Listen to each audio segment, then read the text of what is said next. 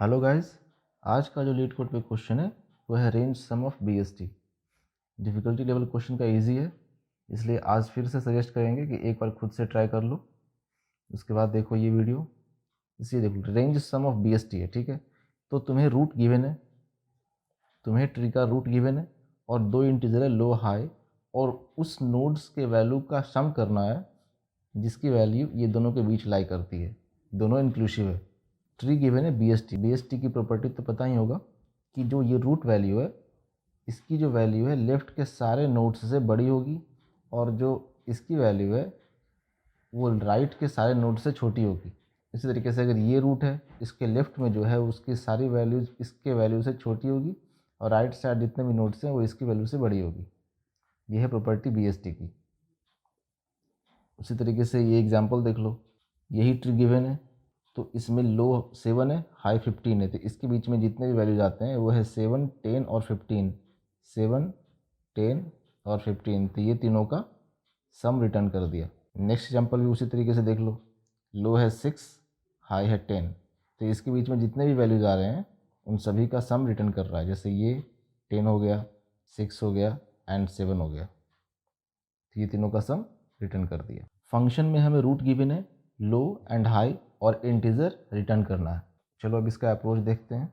ये test case question में given है और ये फंक्शन गिवन है। इसमें रूट, लो और हाई तुम्हें गिवन है और ये इंटीजर रिटर्न करना है। मतलब वो सारे नोड्स का वैल्यू सम करके रिटर्न करना है जिसकी वैल्यू लो और हाई के बीच में फॉल करती है, ठीक है।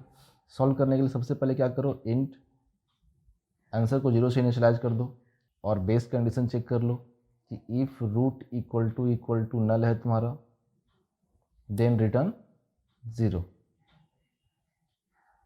ये हो गया।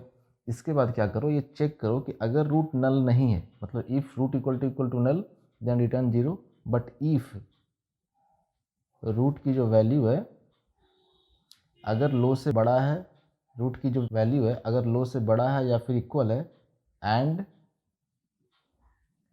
रूट की जो वैल्यू है वो लेसर है और इक्वल है हाई से, इस केस में तुम्हें क्या करना है, इस केस में करना है आंसर में प्लस इक्वल टू रूट की वैल्यू,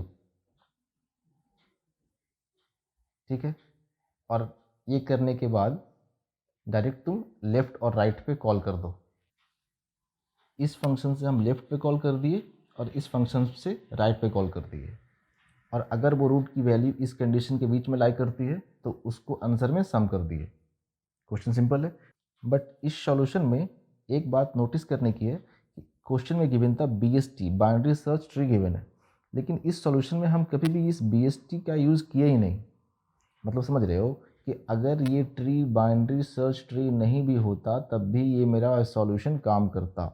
मतलब इसके लेफ़्ट में जितने भी नोड्स के वैल्यू हैं वो हमें पता है कि रूट के वैल्यू से तो छोटा ही होगा, लेकिन उस गिवन डेटा का हम यूटिलाइज़ किए ही नहीं इस सॉल्यूशन में। सॉल्यूशन वर्क करेगा। अगर हम बीएसटी की प्रॉपर्टी का यूज़ करना चाहें तब देखो, ये तो फिर भी चेक करेंगे, if root equal to null then return 0, ये भी सही है यहाँ तक। इफ़ रूट की वैल्यू अगर लो और हाई के बीच में लाई करती है तब आंसर में उस वैल्यू को प्लस कर देंगे। मतलब अगर तुम बीएसटी की प्रॉपर्टी को यूज़ भी करना चाहो तब भी यहाँ तक जो हमारा पार्ट है वो कॉमन रहेगा। उसके बाद जो ये फंक्शन जो कॉल किए हैं बिना चेक किए हुए कि लेफ़्ट की वैल्यू राइट की वैल्यू को बिना चेक किए हुए डायरेक्ट जो कॉल कर दिए हैं, इसमें चेंजेस करने होंगे, ठीक है। अगर बीएसटी की प्रॉपर्टी को यूज़ करना चाहो तब। वैसे ये भी सॉल्यूशन वर्किंग है, ये भी करेक्ट है। ये सॉल्यूशन किसी भी ट्री के लिए काम करेगा, वेदर वो बीएसटी है या नहीं है, बस वो बाइनरी ट्री होना चाहिए।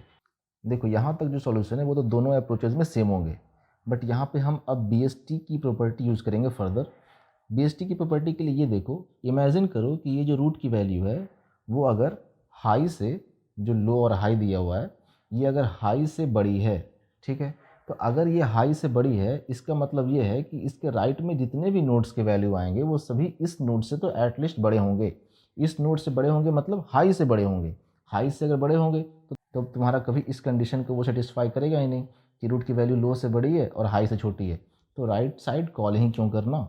उसी तरीके से यहाँ देखो कि अगर रूट की वैल्यू अगर लो से छोटी है, ठीक है, अगर रूट की वैल्यू लो से भी छोटी है तो उसके लेफ्ट साइड जो वैल्यू होंगे वो भी तो उससे एटलीस्ट छोटे ही होंगे, रूट के वैल्यू से तो छोटे ही होंगे। तो अगर रूट के वैल्यू से छोटे हैं तो वो इनडायरेक्टली लो से भी तो छोटे होंगे। तो अगर तो लो से भी अगर वो छोटा है तो वो भी इस कंडीशन में कभी फॉल नहीं करेगा। तो उस लेफ़्ट को और इस साइड राइट को अवॉइड किया जा सकता है। ठीक है, तो अब उसी को अवॉइड करने के लिए कोड लिखते हैं। ठीक है, इफ़ रूट की जो वैल्यू है अगर लो से बड़ी है, रूट की वैल्यू अगर लो से बड़ी है तभी उसे लेफ़्ट साइड कॉल करना है। यहाँ देखो, रूट की वैल्यू अगर लो से बड़ी है तभी हमें लेफ़्ट साइड कॉल करना है। अगर रूट की वैल्यू लो से छोटी है तो लेफ़्ट साइड कॉल ही नहीं करना। उसी तरीके से इफ़ रूट की वैल्यू उसी तरीके से अगर रूट की वैल्यू अगर हाई से छोटी है तभी हम उसे राइट साइड कॉल करेंगे, क्योंकि अगर रूट की वैल्यू इन केस अगर हाई से बड़ी है इसका मतलब राइट साइड जितने भी नोड्स हैं एटलीस्ट उससे तो बड़े ही होंगे, तो राइट साइड कॉल करने की ज़रूरत ही नहीं है। तो लेफ़्ट साइड कॉल करने से पहले और राइट साइड कॉल करने से पहले अगर ये कंडीशन हम चेक कर लें तो हम BST की प्रॉपर्टी भी चेक कर लेंगे। ठीक है, इसके बाद डायरेक्ट रिटर्न आंसर। चलो, थैंक यू, गुड लक।